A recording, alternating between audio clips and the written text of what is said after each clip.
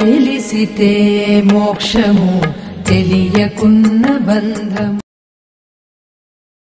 విజయవాడ నుంచి ఒక మాస్టర్ ప్రశ్న ఇస్తున్నారు. వారి పిల్లలు ధ్యానం చేసేటప్పుడు అది కనపడ్డాడు, వినాయకుడు కనపడ్డాడనో లేకపోతే పరమేశ్వరుడు కనపడ్డాడనో ఇలా చెప్తున్నారండి. కానీ నాకు ఎప్పుడు ఏమీ కనపడవని వారు చెప్తున్నారు.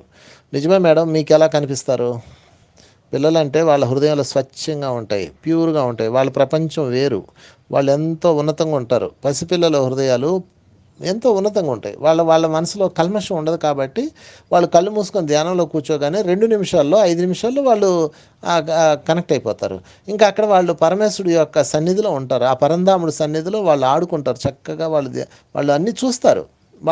వాళ్ళకి అడ్డు లేదు. కానీ ఇక్కడ పెద్దవాడు అయ్యే కొద్దికి ఏముంది? అడ్డు ఉంది. ఇక్కడ మీకు మీరే అడ్డు.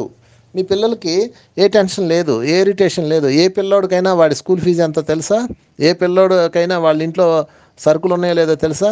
ఏ పిల్లోడికైనా వాళ్ళ నాన్నగారి జీతం ఎంత వస్తుందో తెలుసా? ఏ పిల్లలకైనా వాళ్ళ అమ్మగారి ఆస్తులు నగలు ఎంత ఉన్నాయో తెలుసా?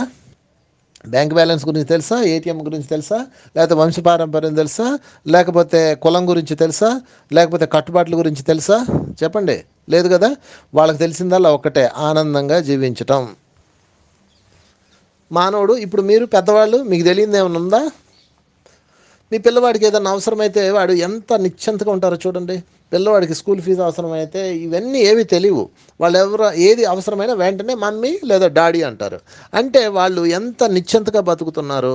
వాళ్ళు మమ్మీ డాడీ మీద నిశ్చింత ఉన్నారు అన్న, పెద్దవాళ్ళు ఉన్నారు నిశ్చింతతో వాళ్ళు ఉన్నారు. మన తండ్రి మీద మనకు నిశ్చింత లేదు. మన మనసంతా గందరగోళం, మన మనసంతా సంశయాలు, మన మనసంతా అనుమానాలు, మన మనసంతా ఆందోళనలు. దాంతో అవన్నీ మనకు పెనుశాపాలు ఈ ధ్యానంలో కూర్చున్నప్పుడు పొడుస్తూ ఉంటాయి. అవే ఆలోచనల రూపంలో వస్తుంటాయి.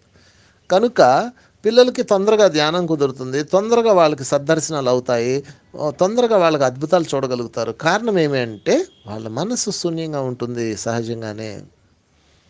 కానీ పెద్దవాళ్ళు పెద్ద అయ్యే కొద్దికి, ఒక్కొక్క సంవత్సరం గడిచే కొద్దికి ఆ సంవత్సరం తాలూకా భయాలు, ఆందోళన, కోపాలు, దిగుళ్ళు, తాపాలు, అసూయలు, ద్వేషాలు, కామాలు, క్రోధాలు అన్నీ పెట్టేసుకుంటాం.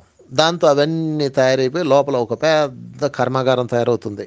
ఆ కర్మాగారాన్ని అంతా నాశనం చేయాలంటే దానికి ఒకటే దారి. ఎవరి వయసు ఎంతో అన్ని నిమిషాలు ధ్యానం చేసి తీరాలి. కుదిరినా కుదరకపోయినా అన్ని నిమిషాలు కూర్చోవాలి. అప్పుడు క్రమక్రమంగా అవన్నీ నాశనం అయిపోయి మీరు కూడా పరిశుద్ధంగా తయారవుతారు, పసిపిల్లవాడి వలె. అందుకే జీసస్ ఒక అద్భుతమైన మాట అన్నారు. ఏమన్నారంటే, దేవుని రాజ్యంలో ప్రవేశించాలంటే మీరు చిన్న పిల్లవాడైపోవాలి అన్నారు. మీరు చిన్నపిల్లవాడు కానట్లయితే నా తండ్రి రాజ్యంలో ప్రవేశించలేరు అన్నాడు. ఇది వండర్ఫుల్ వర్డ్ మేడం.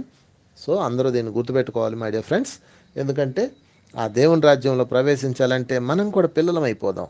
పిల్లలు ఎలా ఉంటారో మీరు ప్రత్యేకంగా చెప్పక్కర్లేదు. మీ ముందే ఉన్నారు.